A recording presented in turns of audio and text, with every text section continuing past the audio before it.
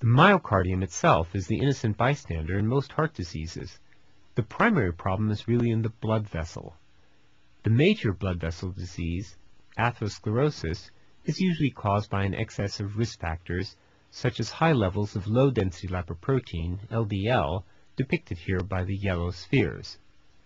Of course, there are many cases of atherosclerosis when cholesterol is in the average range, and we're learning a great deal about non-traditional risk factors, but let's consider the case of low-density lipoprotein, which when persistent in its excess, can accumulate in the artery wall and become modified by oxidation, shown by the brown color.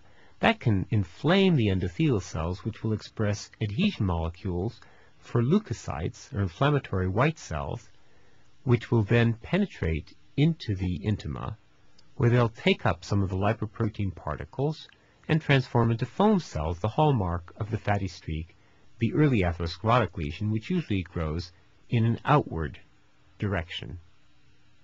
Lesion complication begins when the smooth muscle cells in the intima begin to divide and secrete extracellular matrix molecules, such as collagen.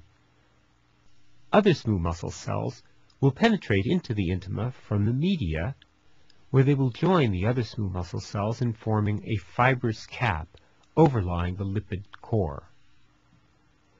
When there's a persistence of risk factors such as high levels of LDL, the lipid core grows and it sets off an inflammatory response. Leukocytes, such as the T lymphocyte, can send signals to the macrophage, either soluble signals, or it can activate the macrophage by contact.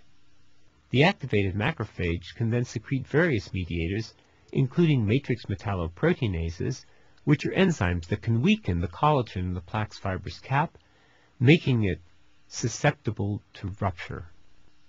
When there's a rupture of the plaque's fibrous cap, it can cause a thrombus, which when sustained and occlusive, can cause an acute myocardial infarction, shown by the ST segment elevation.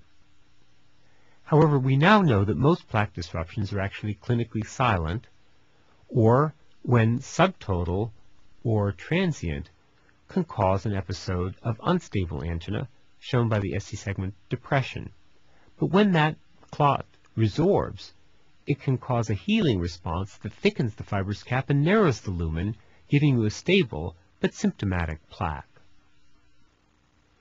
When we intervene to lower the risk factors such as low-density lipoprotein, it gives a chance for the lipid to leave the plaque's central core and allows the inflammatory white cells to depart or die by apoptosis.